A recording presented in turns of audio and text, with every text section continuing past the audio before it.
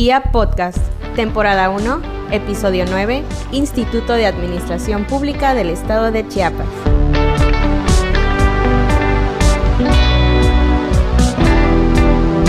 Sean bienvenidas y bienvenidos al episodio número 9 de IA Podcast. Te saluda Mayra Gómez. ¿Qué tal? Yo soy Basti Sánchez y hoy vamos a platicar acerca del sistema anticorrupción, que es una instancia de coordinación encargada de la prevención, detección y sanción de faltas administrativas y hechos de corrupción, así como en la fiscalización y control de recursos públicos. Te saluda Fernanda Besares y qué mejor que la maestra Dayanara Aguilar Ballinas, secretaria técnica de la Secretaría Ejecutiva del Sistema Anticorrupción del Estado de Chiapas, para platicar de este tema. Bienvenida, maestra. Gracias. ¿Algunas palabras de bienvenida? Pues como siempre, agradecer el espacio. Para mí siempre es un gusto estar en el Instituto de Administración Pública, que es además nuestra casa de estudios, la casa de estudios de todos los servidores públicos. Gracias por la invitación y aquí estoy para atender puntualmente a lo que ustedes requieran preguntar. Es un gusto contar con su participación en este espacio en donde trataremos temas relacionados a la administración pública. Uno de estos temas, sin duda, es la lucha contra la corrupción. Para comenzar, ¿nos podría definir qué es la corrupción? Creo que es una pregunta bastante compleja, aunque pareciera que fuera fácil definirla, porque generalmente cuando hablamos de corrupción, hablamos del impacto o de lo que nosotros de manera diferenciada nos afecta la corrupción. Pero pocas veces nos hemos detenido a pensar y a describir exactamente qué es este mal que llamamos corrupción. Se ha definido de manera muy diferenciada en atención a que la corrupción es un problema complejo y la podemos definir entonces según la afectación en la que queramos verla. Es decir, al ser multifactorial, podemos definirla desde diferentes perspectivas, desde diferentes disciplinas. Sin embargo, sí quisiera puntualizar diciendo que no existe una definición única entonces de lo que deba entenderse por corrupción. Por ejemplo, en el año 2013 hubo una diferencia o un cambio en la apreciación de cómo Transparencia Internacional venía definiendo lo que es corrupción. En el año 2012 decía Transparencia Internacional que corrupción es el abuso del poder público para obtener un beneficio privado. Pero un año después cambia esta definición y dice, es el abuso del poder confiado. La diferencia entre una definición y la otra estriba en que anteriormente creíamos o partíamos de la idea de que los servidores públicos éramos quienes incurríamos en este tipo de faltas. Lo cierto es que si atendemos a la definición etimológica de lo que es corrupción, es decir, a la acción y efecto de corromperse, entonces debemos pensar que cualquier persona, sea una persona servidora pública o sea un ente, una persona privada o un ente de derecho privado, también está en la posibilidad clara de cometer actos de corrupción. A mí me gusta particularmente esta definición que utiliza este maestro en Harvard, Kierkegaard, que dice, corrupción a manera de una ecuación pudiéramos entenderla como el monopolio de la decisión más arbitrariedad menos transparencia es igual a corrupción. Creo que con esta idea podemos esquematizar y nos puede quedar una clara idea de lo que puede llegar a ser corrupción. Para la Política Nacional Anticorrupción, que es parte de lo que nosotros estamos trabajando, fíjense qué importante acá y cómo la define. Dice, es el orden social en el que se privilegian modos de interacción basados en particularismos y favoritismos que se mantienen en comportamientos institucionales y sociales que transgreden principios éticos y de integridad. Es decir, que esta definición redunda en dos aspectos importantes. Por un lado, norma social, generalmente aceptada. Generalmente esta conducta en la sociedad la tenemos hasta cierto punto, hasta la normalidad de esto que nosotros llamamos corrupción. y por el otro lado, pues la cuestión está relacionada con la ilegalidad. Más o menos por ahí pudiéramos utilizar cualquiera de estas definiciones para poder tener una idea o una cercanía a lo que debemos entender por corrupción. Sabemos que a nivel nacional hay un sistema que se creó precisamente para erradicar la corrupción. ¿Podría comentarnos cuándo se creó el Sistema Nacional Anticorrupción y cómo funciona? Bueno, el Sistema Nacional Anticorrupción, fíjense, muy curiosamente surge en un momento en el que el Estado mexicano justamente estaba atravesando problemas de escándalos muy fuertes de corrupción. Pues tenemos por ahí la Casa Blanca, el caso de Odebrecht y otras situaciones complejas como la de la estafa maestra, por citar algunos, ¿no? Justamente en una administración pública en la que estaba siendo fuertemente cuestionada, justamente es ahí en el momento en que nace el Sistema Nacional Anticorrupción. Y curiosamente nace de la iniciativa ciudadana, es decir, nace de la participación ciudadana. Cuando se promulgó la reforma constitucional que da vida al Sistema Nacional Anticorrupción, que fue el 27 de mayo del año 2015, en el que se reforman diversas disposiciones, específicamente en el artículo 113 de la Constitución Política de los Estados Unidos Mexicanos, el presidente dijo, esta reforma nació por los ciudadanos, será presidida por los ciudadanos y servirá para los ciudadanos. Esa es la verdadera esencia del Sistema Nacional, esta coparticipación y esta corresponsabilidad para prevenir, combatir, sancionar y erradicar faltas administrativas y hechos de corrupción, así como en lo relacionado al control y la fiscalización de los recursos públicos. Comentar también que una vez que el Sistema Nacional había nacido desde el principal texto, desde nuestra norma máxima que da fuerza y da estructura a este Estado mexicano, el 18 de julio del año 2016 finalmente se publica la Ley General del Sistema Nacional Anticorrupción. En esta ley, en el transitorio segundo, se le dio a las legislaturas locales el espacio para que en un margen de un año las legislaturas locales hicieran lo propio para que se armonizaran los textos constitucionales y además se emitieran las correspondientes leyes que darían vida y funcionalidad a los sistemas locales anticorrupción. En el caso chiapaneco es de destacarse que el legislador chiapaneco cumplió a cabalidad el mandato y no solamente lo hizo en forma, sino además de manera muy adelantada antes de que se cumpliera el mandato, el término en el que había que realizar esta armonización. La legislatura chiapaneca publica esta reforma que crea el Sistema Estatal Anticorrupción y reforma el artículo 115 de nuestro texto constitucional el 29 de diciembre de 2016 y se expide la ley del Sistema Anticorrupción en el estado de Chiapas con fecha 31 de diciembre de 2016. Ojo, ahí es importante hacer un paréntesis porque hasta ahí la legislatura había cumplido a cabalidad. Sin embargo, había que pasar otros 4 años más en el que coincidieran la voluntad política, que es el darle la posibilidad a que estructuralmente y presupuestalmente existiera el Sistema Estatal Anticorrupción como tal. Eso sucede a partir de esta actual administración que encabeza el doctor Rutilio Escandón Cadenas. En el caso de nuestro estado, ¿cómo se integra y qué actividades desarrolla el Sistema Anticorrupción del estado de Chiapas? Bueno, el artículo 6 de la Ley del Sistema Anticorrupción del estado de Chiapas dice que el sistema está integrado por un comité coordinador. Este comité coordinador, a su vez, está integrado por los 6 entes públicos que son los principales actores anticorrupción y una silla ciudadana.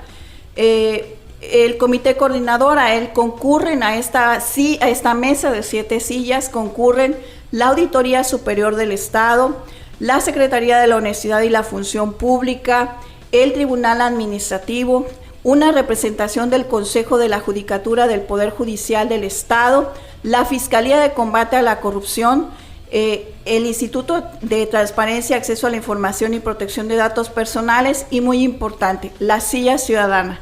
La silla ciudadana es precisamente quien preside este colegiado que se llama comité coordinador. Entonces, está integrado por este comité coordinador que a su vez se integra tal como lo he dicho. Está integrado también por un consejo de participación ciudadana que está conformado por 5 ciudadanos de notoria trascendencia y honorabilidad en cuanto a su desempeño, tanto profesional como en su actitud personal, que forman parte de este cuerpo colegiado y que son elegidos a través de un procedimiento público, transparente y documentado, en el que son elegidos con una convocatoria abierta y finalmente elegidos estos ciudadanos. Y también está integrado el sistema por todos los municipios quienes concurren al sistema a través de sus representantes, esto es, a través de sus presidentes municipales. Aquí es importante resaltar algo. Hasta el 31 de diciembre del año 2021 hubo una reforma que cambió la estructura de nuestro sistema. Existió en alguna ocasión una fracción tercera, así nace el sistema nacional, pero el 31 de diciembre del año 2021 se reforma esta fracción y se elimina, se deroga al sistema estatal de fiscalización. Esto se hace en atención a una recomendación pública no vinculante que el Comité Coordinador del Sistema Nacional Anticorrupción dirige a las legislaturas de todas las entidades de la República, en el que recomienda que aquellas legislaciones que habían incorporado un sistema estatal tuvieran a bien derogar esta participación, toda vez que este colegiado no debería de existir a nivel local, sino regirse por lo que es el Sistema Nacional de Fiscalización. Desde su punto de vista, ¿cuál sería la mejor medida para combatir la corrupción? Bueno, creo que a todos nos debe de quedar muy claro que es mejor combatir la corrupción desde las causas que desde sus consecuencias. Definitivamente sí es loable, ¿verdad? Sí es dado aclarar que el sistema estatal justamente camina por estos dos brazos. Combate a la corrupción desde sus causas, es decir, identificando o atacando las raíces o el problema social en sí mismo, y esto lo hace como se combaten todos los problemas sociales que finalmente logran posicionarse en la agenda pública, es decir, creando política pública. Pero también se combate y se controla la corrupción en sus consecuencias, es decir, ya ha cometido el acto administrativo, la falta administrativa o el hecho de corrupción de acuerdo a los catálogos, tanto en materia penal como en materia administrativa. Sin embargo, yo consideraría, sin temor a equivocarme, que la mejor manera de combatir la corrupción es precisamente desde el origen, ¿no? Desde las causas. Identificar cuáles son los problemas que las generan para que a través de la prevención como nuestra principal bandera, nosotros podamos como ciudadanos y como personas servidoras públicas ir enderezando nuestra actuación para finalmente tener la oportunidad de deshacer esta normalidad en la que se ha convertido este actuar en materia de corrupción y volver al estado de legalidad, que es lo único que debe privilegiarse en la actuación del Estado. Por ahí siempre me gusta citar esta frase que decía nuestro compatriota chiapaneco, comiteco, que decía Belisario Domínguez: si todos los mexicanos hiciéramos lo que nos corresponde, la patria estaría salvada. Entonces, es desde las causas y definitivamente desde el ámbito de la prevención de estos sucesos que sería la mejor y es la mejor manera en la que nosotros podemos combatir la corrupción. Hay una pregunta que nos hacemos todos. ¿La corrupción sí se puede erradicar? ¿Qué considera usted? Esta pregunta, la verdad que no me gusta darle respuesta porque suena como desalentadora, pero voy a tratar de comentarlo de esta manera. Cuando los seres humanos hacemos nuestro mejor esfuerzo por alcanzar un algo que parece inalcanzable, le llamamos generalmente a esto utopía. La utopía es un algo que es como ideal.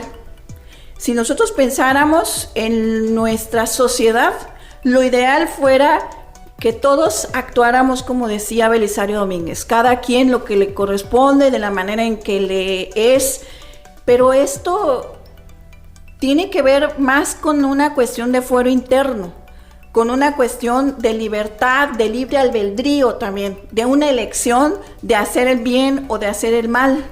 Entonces, ese estado de naturaleza que hablaba los autores contractualistas desde hace muchos siglos, no es posible. O sea, a partir de que el hombre se relaciona para atender todas las necesidades que como en nuestra característica física, biológica y social tenemos, pues resultan conflictos, y al resultar conflictos y en estas interacciones, pues tiene que necesariamente existir la norma.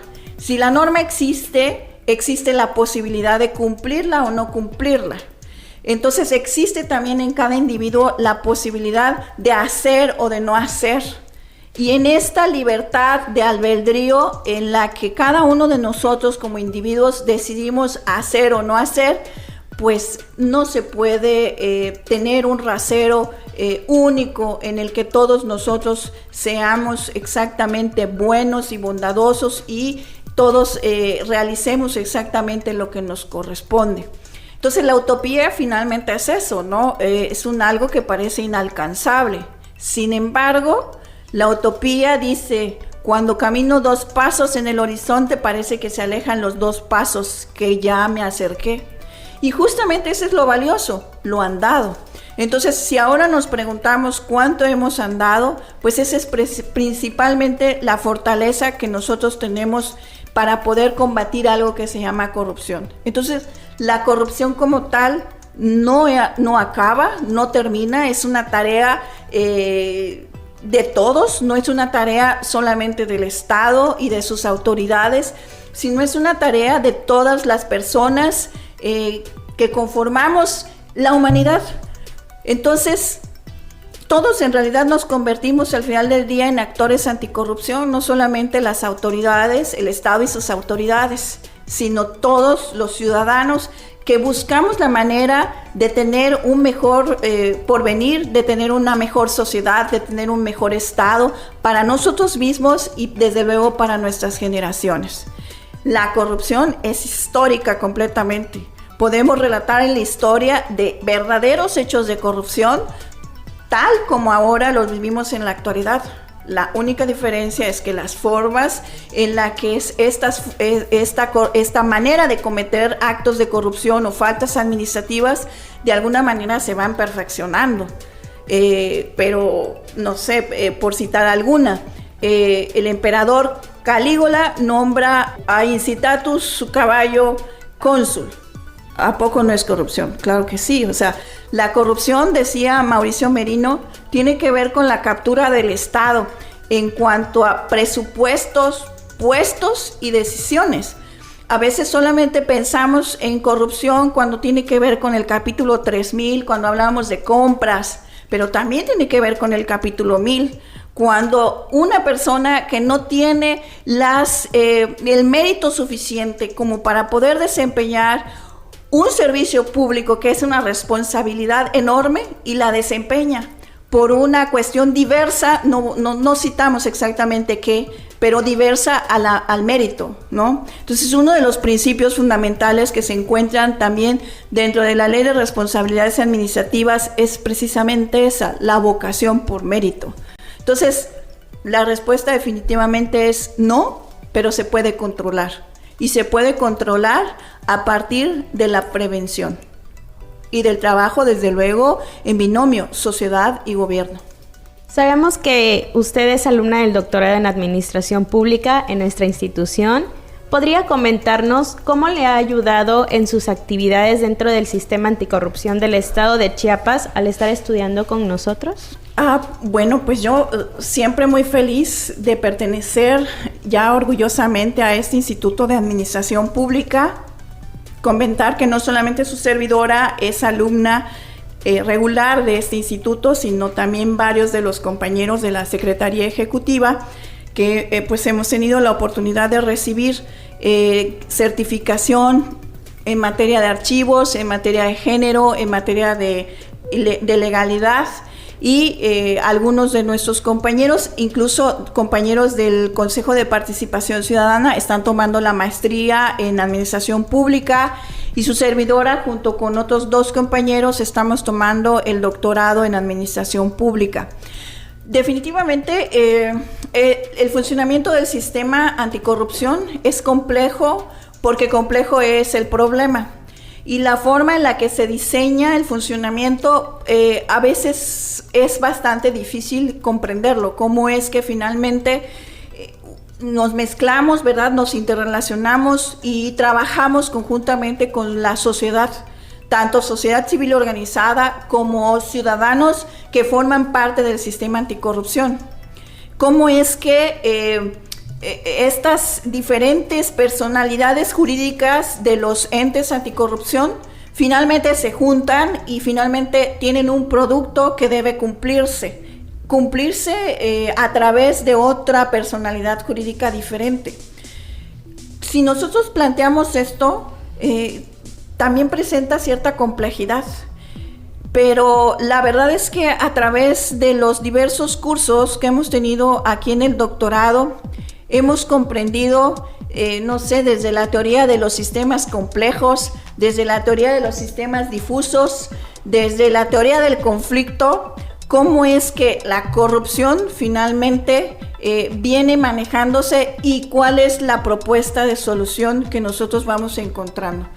Cuando tuvimos la oportunidad de leer a Rolando García, por ejemplo, muchas cosas quedaron en claro por qué un sistema complejo es respuesta de un problema que también es complejo y que además tiene bordes difusos que no pueden ceñirse ni ponerse como que si fueran recetas de cocina, porque justamente la ley del sistema prevé que para poder realizar la función, alcanzar los fines del sistema, van a tomarse en cuenta lo que acuerde el comité coordinador y establecerse los mecanismos de coordinación que en el momento se estimen que sean los convenientes.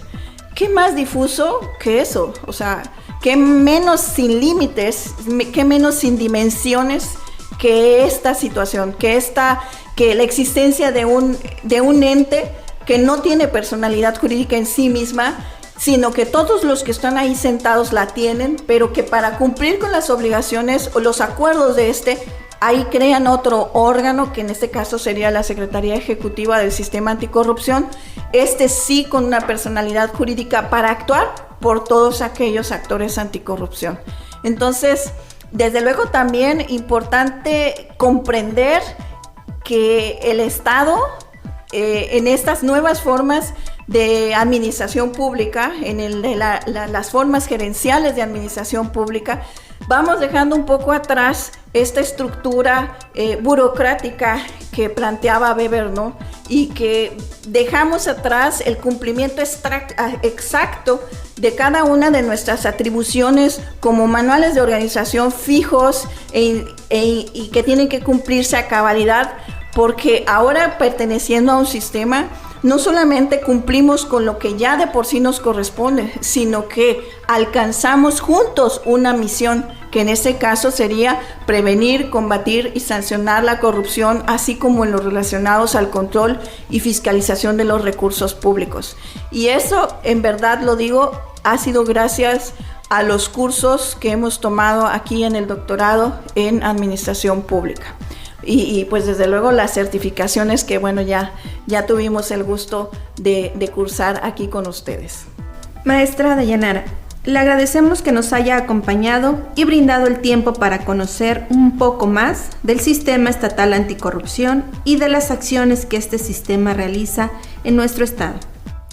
¿Algunas palabras que nos quiera compartir para concluir con este episodio?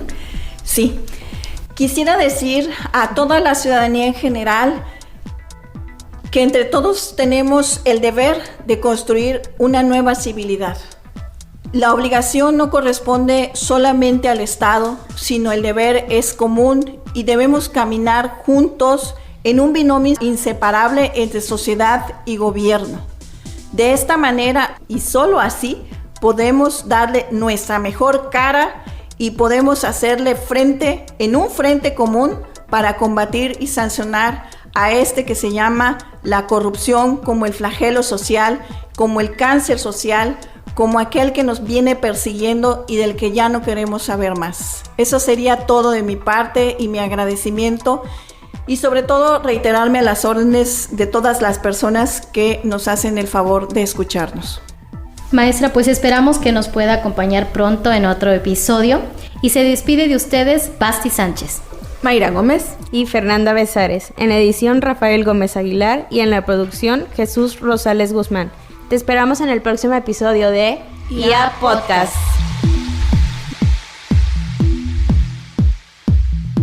Fortalecemos las capacidades de los servidores públicos. Instituto de Administración Pública del Estado de Chiapas.